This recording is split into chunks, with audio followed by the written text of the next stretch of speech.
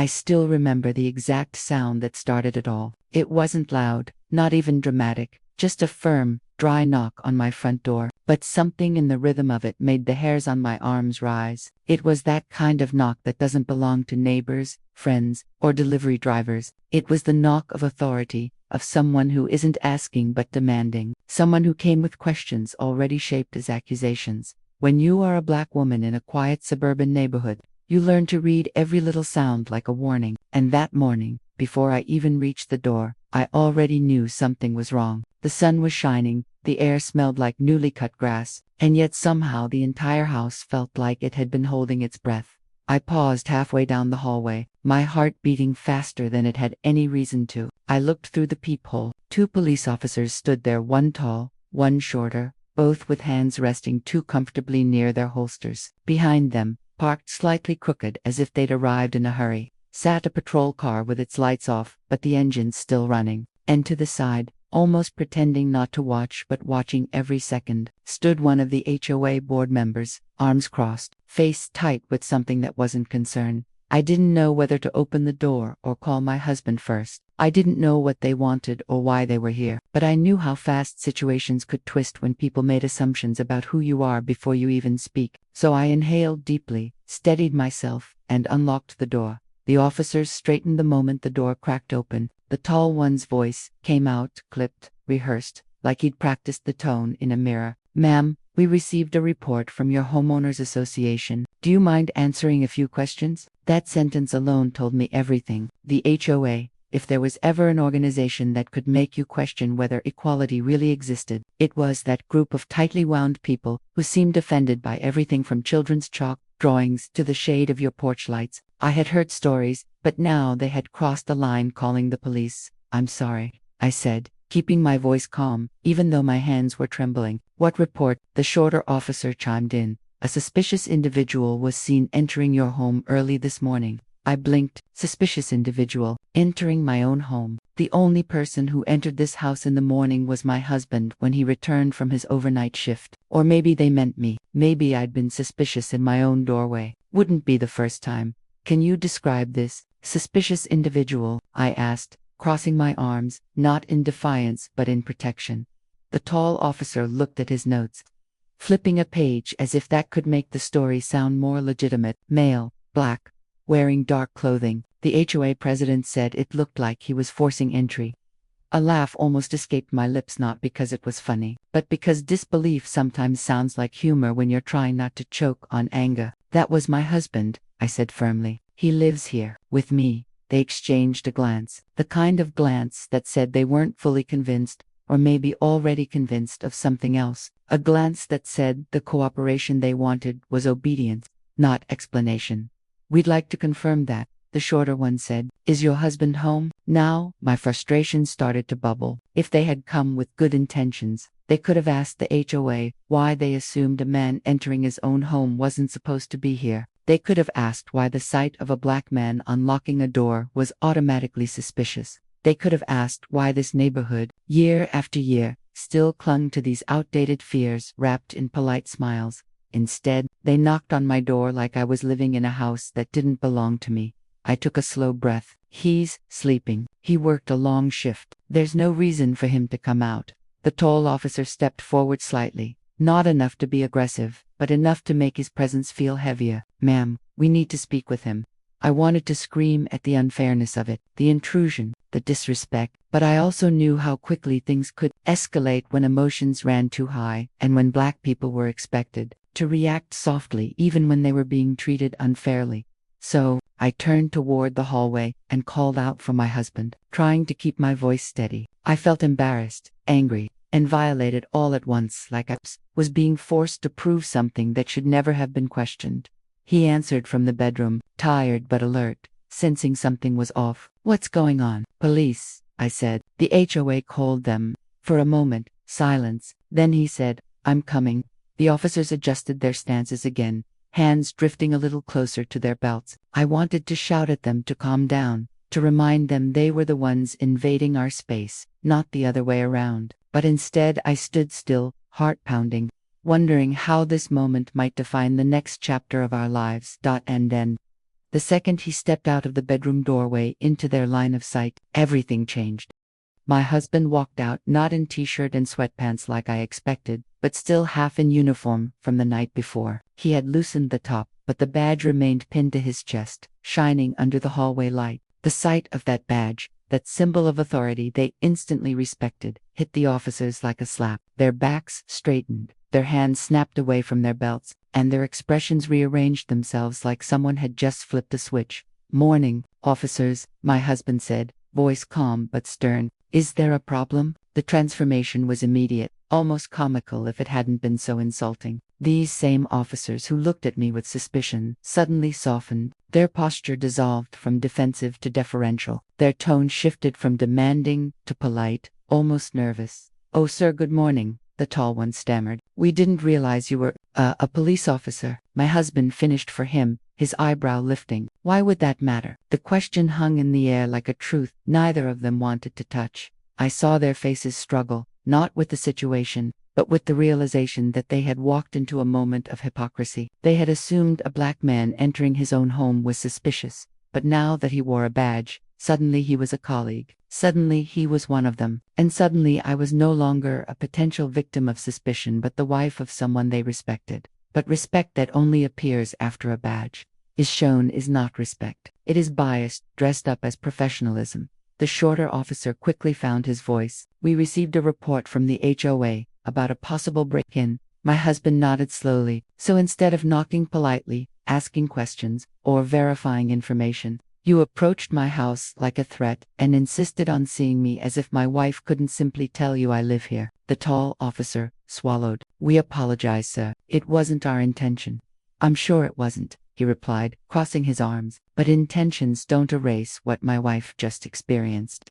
I felt a swell of pride watching him, standing strong, calm, and in full control. But underneath that pride was sadness. Sadness that the only thing protecting him from suspicion was the uniform on his back. Sadness that these officers had walked onto our property ready to question our belonging based on nothing more than appearance. One of the HOA members still lurked at the edge of the driveway, pretending not to listen but hanging on to every word. My husband stepped past the officers and walked straight toward him. The officers froze. They didn't stop him. But they didn't follow either. It was as if the badge redirected every ounce of their authority. I walked behind him, each step feeling heavier than the last, because I knew this was no longer just about a false report. It was about dignity. The HOA board member looked startled when my husband approached. He tried to straighten his already straight posture, giving a tight smile that felt glued in place. "Morning," my husband said, voice cool. "You called the police." The man cleared his throat. "Well, yes. We received a report of suspicious behavior. We have to ensure community safety."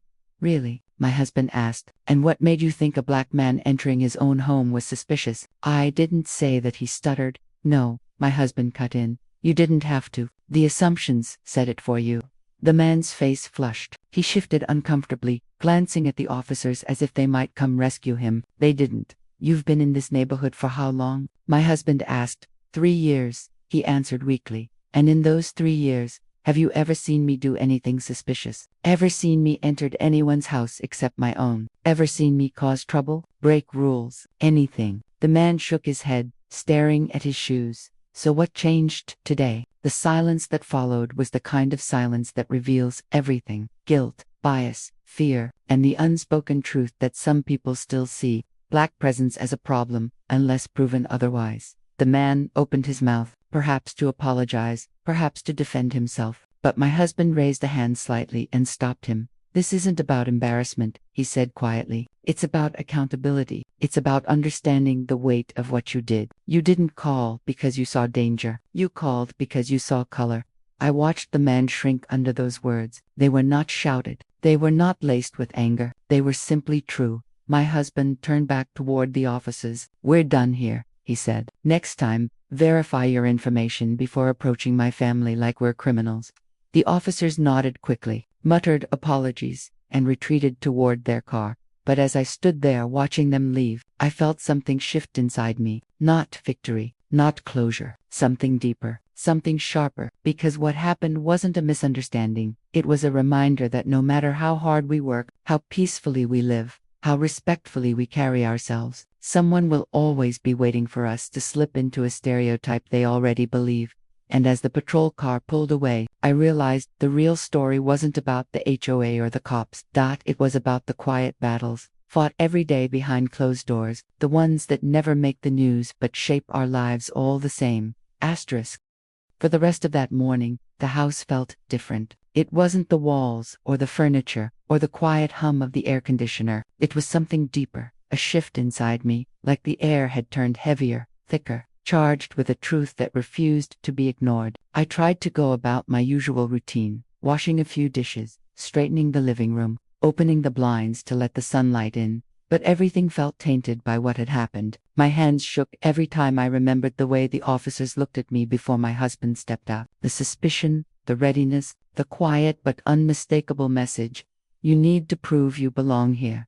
It stayed with me like a shadow I couldn't shake. My husband sat at the edge of the couch, rubbing his temples. He wasn't angry in the loud, heated way that breaks things. He was angry in that quiet, tired way that squeezes the lungs until breathing feels like effort. He kept staring at the door as if replaying every second of the officers standing there, and when he finally spoke, his voice carried both strength and weariness. "This isn't the first time," he said softly. He wasn't talking about the HOA, or the police, or even this neighborhood. He was talking about life, about the countless moments where being black meant being doubted, watched, questioned, underestimated, moments that added up over years, until they didn't feel like moments anymore. They felt like memories carved into your bones. "I know," I whispered, sitting beside him, "but this time, it felt different." He nodded. "Because they came to our home. They crossed a line." I leaned against him, resting my head on his shoulder. "Do you think they'd do this to anyone else on this street?" "Honestly," he said, "no,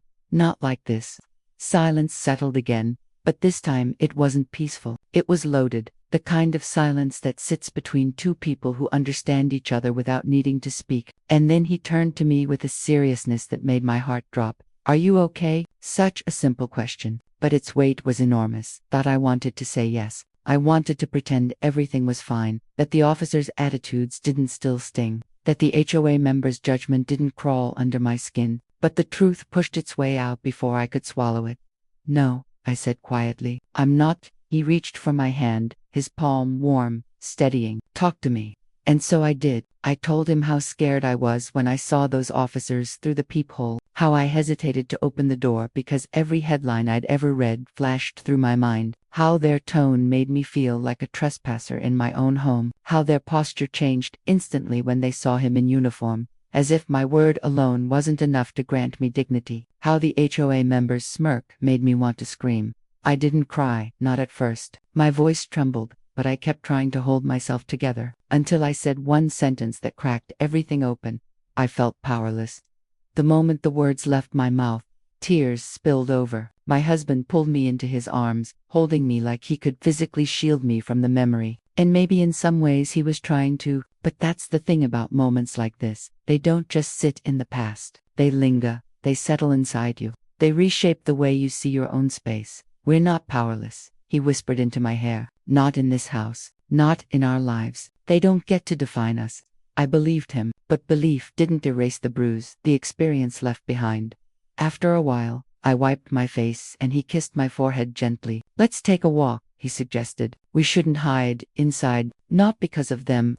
The idea of stepping outside so soon made my stomach twist. But he was right. If we stayed inside, if we avoided being seen, if we shrank ourselves to make others comfortable, then they would win. So we stepped out together. The air was warm, still heavy with morning heat. A few neighbors were out, some gardening, some walking their dogs, some pretending not to notice us even though their eyes followed our every move. The same people who waved politely every other day now acted like they weren't sure whether to greet us. That's the thing about neighborhoods like ours. They love diversity as long as it behaves quietly, as long as it doesn't disrupt the illusion of harmony, as long as it doesn't remind them that stereotypes don't match reality. We walked slowly, hand in hand. Halfway down the street, Mrs. Carter, an elderly woman who always baked cookies for the kids on the block, waved from her porch. "Are you two all right?" she called out. Her concern was genuine, warm, unfiltered. It softened something in me.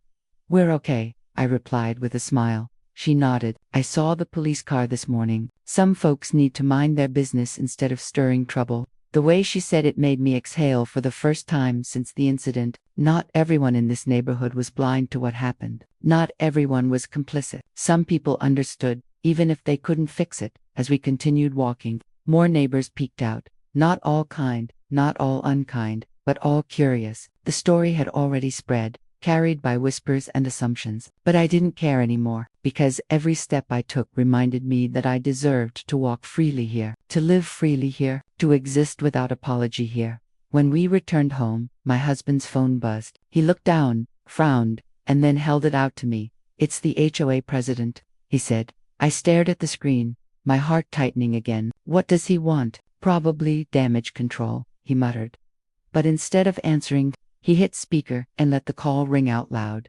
The voice on the other end came strained, overly polite. "Hello, sir. I wanted to follow up about this morning. There appears to have been a misunderstanding." My husband crossed his arms, and his tone turned sharp. "A misunderstanding is when someone mixes up dates or forgets a meeting. Calling the police on me entering my own home is not a misunderstanding."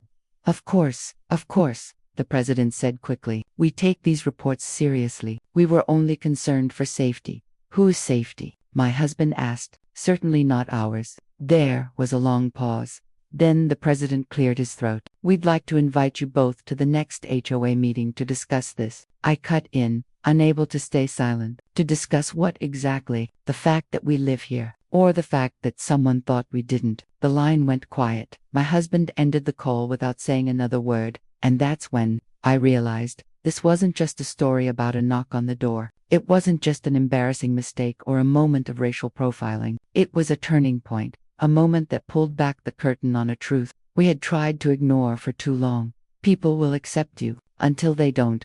People will smile at you until they feel threatened. People will tolerate diversity until it forces them to confront their own bias. And now the question wasn't whether the HOA would change, it was whether we would let this moment change us.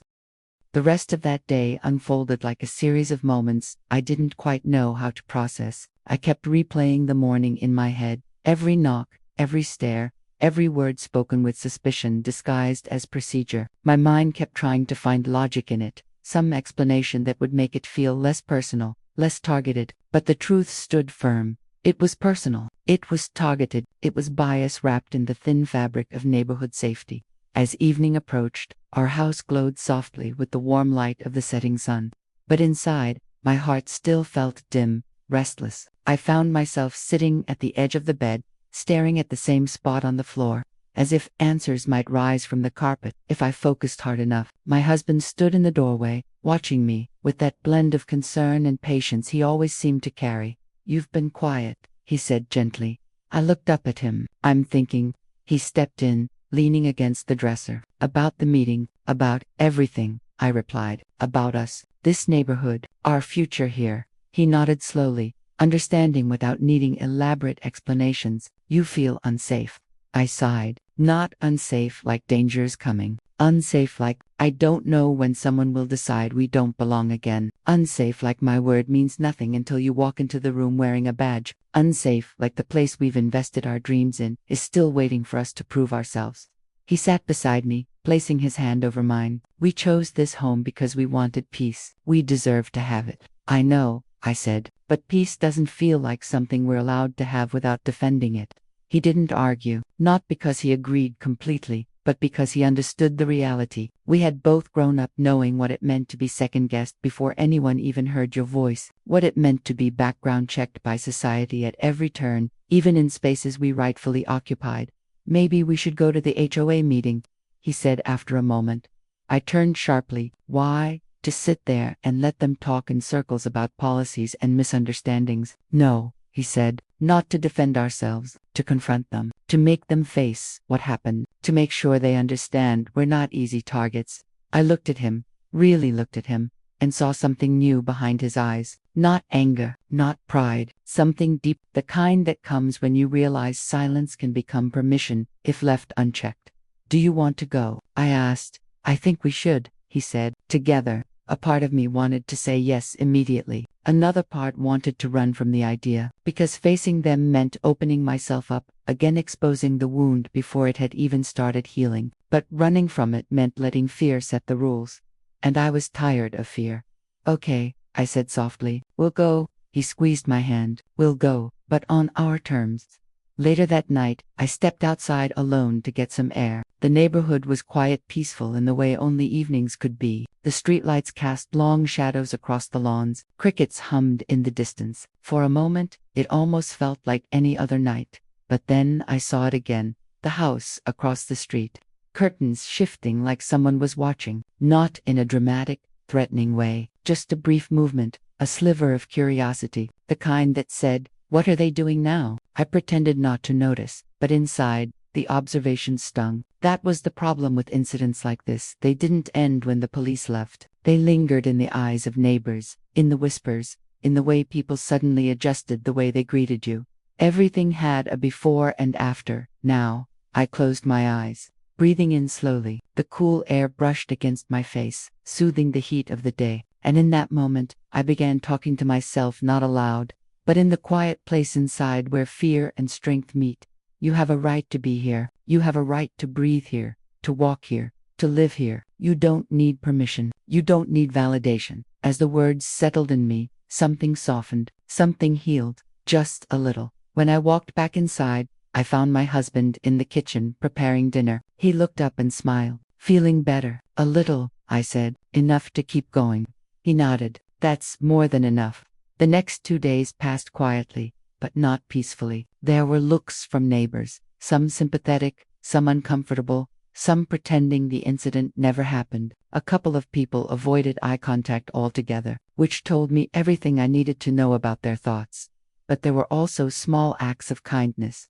Mrs. Carter bringing us a plate of brownies, a teenage boy down the street offering to mow our lawn for free because he heard about the commotion, and a young mother waving at us with an apologetic smile, as if to say, not all of us think like them. And yet, even with those gestures, the tension never fully left. It felt like the neighborhood itself was holding its breath, waiting for the meeting, waiting to see what would happen when the story became too big to ignore.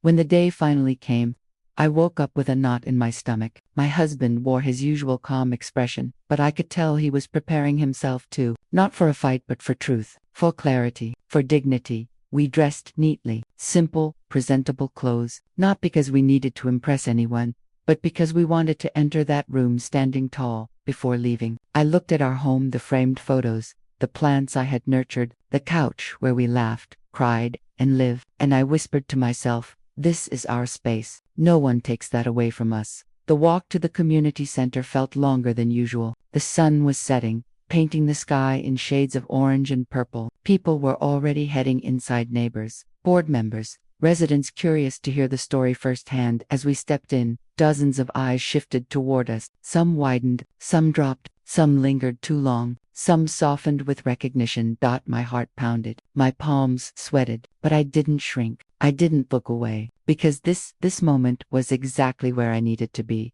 The HOA president approached with a polite but strained smile. "Thank you for coming," he said stiffly. I looked him in the eye, calm but unyielding. "We're here to talk," I said, "not to be talked over." His smile faltered. "Good. Let him feel the truth of this moment." My husband and I took our seats in the front row. The room buzzed with low conversations, whispers, shifting bought. The board sat at their long table, papers stacked neatly, expressions tight, but none of that intimidated me anymore, because now, I wasn't the woman who opened the door trembling. I was the woman who came to reclaim her voice, and I was ready to use it. The room settled into a tense quiet as the meeting started. Papers shuffled, chairs creaked, and the HOA president cleared his throat so many times it was obvious he was trying to steady himself. But I didn't look away from him. I wanted him to feel the weight of our presence, the weight of truth that had been ignored for far too long. "We're here tonight," he began, "to discuss a matter that occurred earlier this week involving a reported suspicious incident at the home of." My husband raised his hand. "You can say it plainly. Someone reported my wife as suspicious in her own home." A murmur spread through the room. Some eyes widened, some turned downward, but I watched the HOA president closely. He swallowed hard, his discomfort obvious. Yes, he said, that is accurate. And the response, I added, was sending police officers to my door without verifying anything, without asking a single question, without considering for even a moment that I might be the homeowner. The room went quiet again. I could feel every heartbeat, every breath, every person waiting for what would happen next. The president gestured toward us stiffly. We acknowledged that the situation escalated unnecessarily. I shook my head, my voice steady but firm. No. Escalation is when something grows because of action. What happened was prejudice disguised as caution. A few people shifted uncomfortably, but I didn't soften my tone. I wasn't here to comfort anyone's guilt. One of the board members, a woman in her early 50s, leaned forward. We want to understand your experience, she said carefully. Truly, I met her gaze. Then listen. I didn't stand up. I didn't need theatrics. I spoke from my seat, hands folded in my lap. Voice calm but unwavering. When the officers knocked on my door, I had no idea why they were there. I opened it with fear in my chest because I knew before a single word was spoken that I wasn't being seen as a woman in her own home. I was being seen as a problem, a threat, a question mark. Some people blinked fast. Some pressed their lips together. Some looked at me with genuine empathy. I continued, and when I told them I lived there, it wasn't enough. They kept looking past me. Then my husband walked out, in uniform, and suddenly, their entire posture changed. Their tones softened. Their suspicion vanished. Not because the truth had changed, but because they saw someone they respected. My husband placed a hand on my knee, steadying but silent. I said, I want you to understand what that means. My identity didn't matter until his uniform appeared. My humanity didn't register until someone else validated it. A quiet gasp traveled through the room. One of the younger residents raised a hand tentatively. But, do you think it was intentional? I looked at him with a tired honesty. Intent doesn't erase impact, whether they meant to or not. I was treated as an outsider in my own house, and that hurts. It lingers. It changes the way I see this neighborhood. My husband leaned forward, his voice calm but edged with steel. Someone here called the police. Someone here believed my wife didn't belong. And someone here didn't stop to think about the consequences of that assumption. A heavy silence followed. Finally, the HOA president exhaled. We apologize. On behalf of the board, on behalf of the HOA, we deeply regret. I lifted a hand slightly, not to silence him, but to redirect him. An apology means nothing if the system stays the same. He nodded slowly. You're right. We need change, I said. Not words, policies, accountability, training, and most of all recognition that Black residents should not have to prove their innocence in the homes they pay for. The board exchanged looks. The tension shifted, not disappearing, but transforming into something more productive. After a long pause, the HOA president said, What would you like to see from us? For the first time that evening, I felt a sense of control returning to me, not control over people's hearts, but control over the conversation, over the narrative, over the fear that tried to suffocate me days earlier. I spoke clearly first. No more anonymous calls to the police without verification. If someone reports suspicious activity, the HOA must attempt direct contact with the homeowner first, not escalation. Communication. A few people nodded. Double quotes. Second, I continued, bias training for the board, and not performative training, real education, real awareness. The older woman on the board nodded in agreement. And third, I said, letting my voice soften but remain firm, I want acknowledgement, not just tonight, publicly, so that no other Black family moves here thinking they'll be treated equally, only to find out the hard way that they're an exception. My husband squeezed my knee gently again. I could feel his pride radiating from him. The board discussed quietly among themselves. After a minute, the HOA president spoke. We can commit to those changes. I didn't smile. Not yet. Change is easy to promise and hard to deliver. But hearing the acknowledgement, feeling the room shift from defensiveness to understanding was something I didn't expect. Tonight, one of the neighbors stood up, a middle man who'd lived here for years. I didn't know any of this happened, he said, and I want to say I'm sorry, truly. You both deserved better. Another woman stood up, then another, until nearly a third of the room was standing, not in pity, not in performative guilt, but in solidarity, in recognition. It didn't heal everything, but it meant something. The meeting ended with quiet conversations, tentative smiles, awkward but sincere attempts to bridge a gap that had always existed, but was rarely acknowledged. As we stepped outside into the cool night air, I exhaled deeply, my shoulders relaxed, my heartbeat steadied.